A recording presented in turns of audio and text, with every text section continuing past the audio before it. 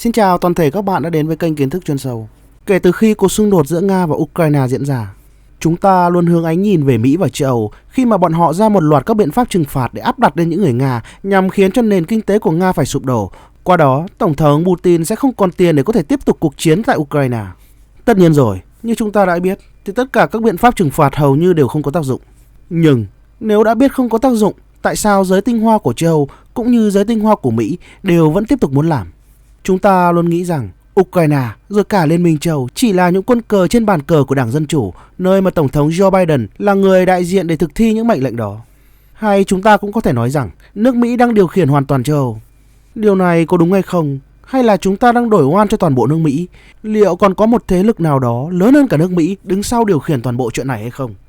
Nghe thì có vẻ rất là thuyết âm mưu, nhưng mà thực tế nó rất có khả năng là sự thật.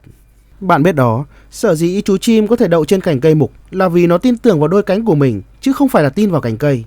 Anh em Cali thì cũng vậy, sở dĩ họ tin vào càng máy bay của những người Mỹ không phải là vì họ tin vào Mỹ, mà là họ tin vào đôi tay của mình có đủ sức lực để đu càng sang Cali. Ở một phương diện khác, thì Mỹ và châu cũng vậy. Bọn họ chống Nga một cách bất chấp như vậy không phải là bọn họ ngây thơ, mà là bởi vì họ tin vào những người đứng đằng sau bọn họ sẽ mang đến cho bọn họ những lợi ích lớn nhất trong công tác phòng chống Nga. Việc tôi so sánh có vẻ hơi khập khiễng, nhưng mà kết quả đều cho ra đáp án giống nhau. Chẳng phải là rất nhiều anh em Cali đã tin vào đôi tay của mình và đu càng thành công tới Mỹ hay sao? Vì vậy, thuyết âm mưu về những kẻ đứng đằng sau cả Mỹ và châu thật ra là hoàn toàn có cơ sở. Bởi vì ngay ngày hôm qua thôi, thư ký của Hội đồng An ninh Liên bang Nga là Nikolai Patrushev đã có những tuyên bố gây sốc về kẻ đứng sau Mỹ và châu trên truyền thông Nga như sau. Ông nói rằng tình hình thế giới vô cùng phức tạp và có tính chất hỗn loạn. Nhiều quốc gia ở các khu vực khác nhau đồng thời rơi vào khủng hoảng quân sự, chính trị, kinh tế, xã hội và tinh thần. Giới lãnh đạo các nước phương Tây không làm gì để cải thiện tình hình không chỉ trên thế giới mà ngay cả chính trong bản thân quốc gia của bọn họ. Không phải là bọn họ không có khả năng thay đổi cuộc sống của các công dân của mình tốt hơn, mà là vì bọn họ đã không còn là những nhân vật độc lập trong một thời gian dài. Giới tinh hoa này đều có mối quan hệ với các doanh nghiệp lớn, những người vận động hành lang và các quỹ đứng sau lưng của bọn họ. Hóa ra, hàng chục nghị viện của Liên minh châu Âu đã bị kiểm soát bởi các cấu trúc của George Soros và Ủy ban châu Âu. Bọn họ nghe theo lệnh của một trong những công ty dược phẩm lớn nhất trên thế giới của Mỹ, cùng nhau lên kế hoạch tham nhũng để mua vaccine chữa Covid trị giá hàng chục tỷ euro. Rõ ràng là quyền lực thực sự ở phương Tây nằm trong tay các gia tộc lâu đời và các tập đoàn xuyên quốc gia. Có thể kể đến như là gia tộc Rockefeller hay Rothschild. Đây là hai gia tộc tiêu biểu nhất. Trên thực tế còn có rất nhiều tập đoàn và các gia tộc khác nữa. Tổng thu nhập của 500 công ty lớn nhất trên thế giới, theo dữ liệu không chính thức, đạt gần 38.000 tỷ đô la vào năm 2021. Phần lớn các công ty xuyên quốc gia và các tập đoàn có trụ sở chính tại Hoa Kỳ, doanh thu của họ mang lại khoảng 16.000 tỷ đô la với lợi nhuận ròng là 1,8 nghìn tỷ đô la. Bạn thấy đấy, vốn của một số công ty xuyên quốc gia còn vượt quá GDP của hầu hết các nền kinh tế trên thế giới, và các quỹ do bọn họ tạo ra được cho là dùng để tạo ra một cơ chế siêu quốc gia nhằm quản lý nhân loại. Ví dụ như là quỹ Soros, gần như nó đã trở thành một trung tâm chính của thế giới để lập ra các kế hoạch và thực hiện các cuộc cách mạng màu. Trên thực tế, nhà nước Mỹ cũng chỉ là một vỏ bọc cho một tập đoàn gồm những tập đoàn khổng lồ đang cai trị đất nước và cố gắng thống trị thế giới. Đối với các tập đoàn gia tộc xuyên quốc gia này, ngay cả Tổng thống của Hoa Kỳ cũng chỉ là những người phụ tá cho bọn họ. Trong quá khứ, cả 4 vụ ám sát lãnh đạo của Mỹ đều có liên quan đến dấu vết của các tập đoàn này. Không phải ngẫu nhiên mà ngày càng có nhiều người Mỹ nói rằng Đảng Cộng Hòa và Đảng Dân Chủ chỉ là hai diễn viên trong một vở kịch đi ban phát dân chủ cho một tổ chức phi dân chủ. Chính quyền của Mỹ được tạo ra bởi sự hợp nhất của các doanh nghiệp lớn, phục vụ cho lợi ích của các tập đoàn xuyên quốc gia này, bao gồm cả các tổ hợp công nghiệp quân sự. Chính sách đối ngoại quyết đoán của Nhà Trắng, sự hiếu chiến không kiềm chế của NATO và những tổ chức khác cũng là hệ quả của ảnh hưởng của các công ty tập đoàn này. Dự thảo ngân sách của Hoa Kỳ cho năm 2023 là một bằng chứng rõ ràng nhất về kế hoạch của Washington nhằm gây ra các cuộc chiến tranh mới gây phương hại đến hạnh phúc của chính công dân của bọn họ. Trong số 1,7 nghìn tỷ đô la chi tiêu theo kế hoạch của chính phủ liên bang, một nửa được dành cho quốc phòng, hơn 850 tỷ đô la. Số tiền này chỉ để tiếp tục chiến sự ở Ukraine và kéo dài thêm cuộc xung đột. Bọn họ đã lên kế hoạch phân bổ khoảng 45 tỷ đô la. Bất chấp một thực tế là chính Hoa Kỳ và châu Âu đang trượt dài vào một hố nợ. Nợ công của Mỹ đã lên tới 31.000 tỷ đô la. Khoản nợ 2,7 nghìn tỷ bảng Anh của Anh cũng là một khoản nợ cao nhất kể từ Thế chiến thứ hai, vượt quá 101% tổng sản phẩm quốc nội. Trước đây, phương Tây đã phát triển thịnh vượng và thống trị thế giới thông qua các cuộc chinh phục thuộc địa. Đây chính xác là cách các công ty xuyên quốc gia hành xử ngày nay. Bọn họ thích tăng vốn bằng cách bơm tài nguyên từ các quốc gia khác. Đồng thời, họ sử dụng hệ thống tẩy não quần chúng của mình để áp đặt lên mọi người dân trên khắp hành tinh theo một ý tưởng về một số quy tắc mà chính bản thân bọn họ đã nghĩ ra, bất chấp chúng có tuân thủ theo luật pháp quốc tế hay không.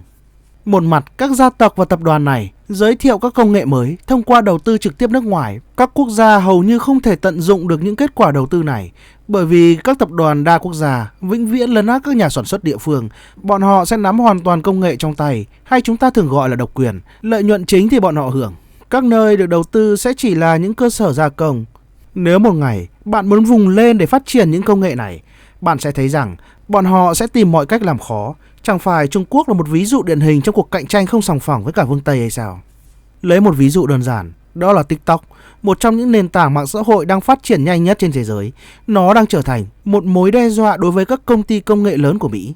Và bọn họ bây giờ chỉ cần hô hào nó là một nền tảng độc hại, sau đó cấm sử dụng nền tảng mạng xã hội này trên một số tiểu bang và dần dần có lẽ là toàn bộ nước Mỹ. Nghịch lý ở đây là một mặt họ cấm nền tảng mạng xã hội này, mặt khác họ lại xây dựng các nền tảng y hệt TikTok để cho những người Mỹ và toàn thể thế giới sử dụng. Để giải quyết những vấn đề này, quy định pháp lý của quốc gia là không đủ. Quy định pháp lý quốc tế hiện hành về các hoạt động kinh tế của các tổ chức tập đoàn đa quốc gia lại được hình thành vì chính các lợi ích của các tập đoàn này cũng như sự tham gia trực tiếp của bọn họ trong các tổ chức pháp lý. Vì vậy, tất cả những sự thay đổi chỉ nhằm một mục đích là có lợi cho các quốc gia mà bọn họ cần và triệt tiêu các quốc gia đe dọa lợi ích của bọn họ. Mục tiêu của các tập đoàn này là bảo tồn hệ thống khai thác toàn cầu. Nó được lãnh đạo bởi một nhóm doanh nhân ưu tú, những người không liên kết với bất kỳ một nhà nước nào. Bọn họ được gọi là nhóm 1% những người giàu có nhất trên thế giới. Và sau đó, phần còn lại của nhân loại, 99%, bao gồm cả những người Mỹ, được bọn họ gọi một cách khinh thường, đó là thế giới thứ ba. Nếu theo logic này, thì rõ ràng là Nga không ở trong hệ thống phân cấp, không có chỗ cho đất nước của chúng ta ở phương Tây. Nga khiến nhiều nhà lãnh đạo thế giới khó chịu vì quốc gia này có nguồn tài nguyên phong phú, lãnh thổ rộng lớn, những người thông minh, tự lập và yêu đất nước, truyền thống và lịch sử của bọn họ. Các tập đoàn xuyên quốc gia không khỏi lo lắng trước sự khác biệt về thế giới quan cũng như ý thức hệ giữa Nga và các quốc gia do tư bản phương Tây kiểm soát. Các tập đoàn này nhằm mục đích làm phong phú và phát triển xã hội tiêu dùng, trong khi đó Nga lại đề cao sự cân bằng hợp lý giữa các giá trị tinh thần, đạo đức và phát triển kinh tế xã hội.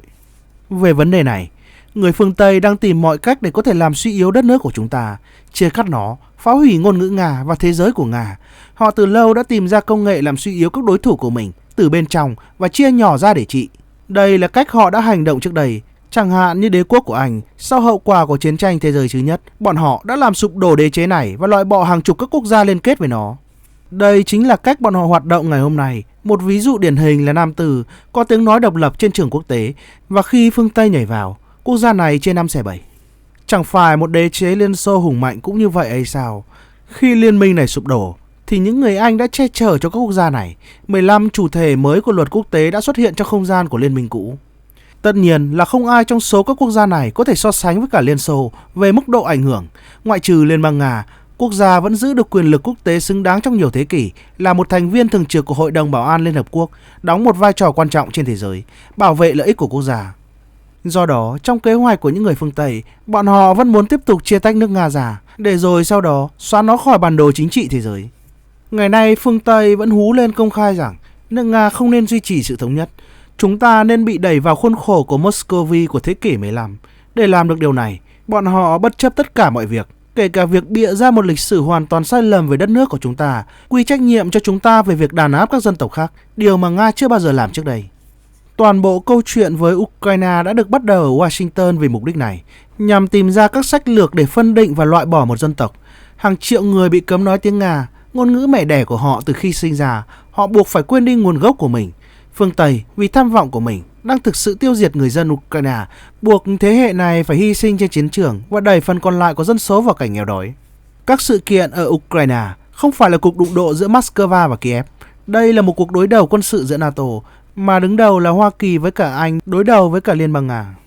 Bọn họ sợ va chạm trực tiếp với cả chúng ta. Vì vậy, những thành viên của NATO này đang đẩy những người Ukraine như một tấm bia thịt để thay thế cho bọn họ. Với việc thực hiện một chiến dịch quân sự đặc biệt, Nga đang giải phóng các khu vực của mình khỏi sự chiếm đóng và cũng là cách để chấm dứt cuộc thử nghiệm đẫm máu của phương Tây nhằm tiêu diệt những người dân Ukraine, anh em. Nhưng trên thế giới thì ngược lại, Bọn họ đang cáo buộc chúng ta chiếm lãnh thổ Ukraine, tấn công vào các cơ sở hạ tầng của quốc gia này. Chúng tôi không có chiến tranh với Ukraine bởi vì theo định nghĩa, chúng tôi không thể thù hận với những người Ukraine bình thường. Các truyền thống của người Ukraine gần gũi với cư dân Nga, giống như di sản của những người dân Nga không thể tách rời khỏi văn hóa của người Ukraine. Xin lưu ý rằng, ở Crimea, ngôn ngữ tiếng Ukraine được bảo tồn như một trong những ngôn ngữ của nhà nước. Các trung tâm văn hóa Ukraine, các đoàn ca múa Ukraine tiếp tục hoạt động ở nhiều thành phố. Ở phía Nam Viễn Đông, với tỷ lệ lớn người di cư từ thời Stolypin, một số lượng đáng kể cư dân ở đây có văn hóa bản địa của người Ukraine. Các công dân Ukraine càng sớm nhận ra rằng phương Tây đang ra tay chống lại Nga thì càng có nhiều sinh mạng được cứu. Nhiều người đã nhận ra điều này từ lâu, nhưng ngại nói ra, sợ bị trả thù. Phương Tây không có kế hoạch cứu mạng sống của bất kỳ ai bằng cái giá phải trả là làm giàu và các tham vọng khác. Đồng thời, người Mỹ, người Anh và những người châu Âu khác thường tạo ra ảo tưởng rằng bọn họ đang bảo vệ nền văn minh khỏi sự man rợ là chúng ta. Trong file ở Afghanistan, nơi mà Hoa Kỳ tuyên bố rằng họ đang chiến đấu để chống lại khủng bố và sau đó bọn họ phải rời đi một cách khá ô nhục. Không chỉ ở Afghanistan mà còn ở nhiều khu vực khác, chính bọn họ đã tạo ra các tổ chức khủng bố khác nhau, chẳng hạn như Al-Qaeda, phong trào Taliban hoặc ISIS để đạt được mục tiêu của mình và tự mình chiến đấu chống lại chúng. Sự hiện diện của Hoa Kỳ ở Afghanistan hóa ra không phải là cuộc chiến chống khủng bố mà là tạo ra các kế hoạch tham nhũng trị giá hàng triệu đô la. Hóa ra, việc những người Mỹ đột ngột rời khỏi quốc gia này phần lớn là do bọn họ đang chuẩn bị tập trung vào Ukraine, nơi mà theo bọn họ, quá trình chuẩn bị cho chế độ bù nhìn Kiev chống lại các hành động tấn công của Nga đang diễn ra rất tốt đẹp. Nhân tiện, chính điều này đã được xác nhận bởi Bộ trưởng Ngoại giao của Mỹ là Antony Blinken. Người đã nói rằng nếu quân đội Hoa Kỳ không rời khỏi Afghanistan, Washington sẽ không thể phân bổ nhiều tiền như vậy cho Ukraine. Ngoài ra, một phần thiết bị quân sự từ Afghanistan đã được chuyển sang châu Âu, chủ yếu là tới Ba Lan. Nó sẽ cho phép người châu Âu tiến hành chế độ quân sự hóa Kiev. Những tên tội phạm phát xít mới hoành hành ở Ukraine trong những năm gần đây chắc chắn sẽ bị trừng phạt. Tuy nhiên, có thể những người quản lý của họ sẽ cố gắng lưu lại những thứ đáng ghét nhất cho mục đích sử dụng chúng ở các quốc gia khác, bao gồm cả việc tổ chức đảo chính và thực hiện các nhiệm vụ phá hoại. Những người Anglo-Saxon luôn cố gắng thuyết phục cộng đồng thế giới rằng các thể chế ở một số quốc gia không còn hữu dụng nữa. Những quốc gia không đồng ý với quyền bá chủ của bọn họ sẽ bị bọn họ dán nhãn là các quốc gia bất hảo, các quốc gia khủng bố. Nhưng các nước phương Tây không nhận thấy rằng chính bọn họ đang dần trở thành thiểu số vì thế giới của ngày hôm nay đã quá mệt mỏi với chiến lược vũ lực và các mối đe dọa mà bọn họ đã sử dụng cho các quốc gia. Liên bang Nga sẽ không cho phép bọn họ đạt được điều này. Sức mạnh bất khả chiến bại của nước Nga là những con người chăm chỉ của chúng ta. Điều quan trọng phải hiểu rằng chúng ta có một nền văn hóa độc đáo và nguyên bản, rằng Nga không phải là châu Âu, không phải là châu Á và càng không phải là chống phương Tây. Nhân tiện, đây là sự khác biệt cơ bản của chúng ta. Đối với một người Nga, theo định nghĩa, hận thù không thể là một nguyên tắc thống nhất. Chỉ có những người phương Tây đầy thù hận, những người công khai gọi chúng ta là đối thủ. Nhưng họ cần được cân nhắc với các hoạt động quân sự không thành công của bọn họ ở Việt Nam, Afghanistan và nhiều quốc gia khác. Vì vậy, điều quan trọng với Liên bang Nga là chúng ta phải có lực lượng vũ trang và các dịch vụ đặc biệt của mình để cho chính những đối thủ của chúng ta không nghĩ rằng họ có thể chiến thắng được chúng ta. Vâng, tôi luôn gửi cho các bạn các thông tin tới từ truyền thông phương Tây. Bây giờ để cho đa chiều hơn, chiếc video này tôi gửi cho các bạn thông tin tới từ truyền thông của Nga. Còn tất cả các bạn có cảm nghĩ như thế nào về vấn đề này? Hãy bình luận ở phần bên dưới nhé. Còn bây giờ thì bye bye.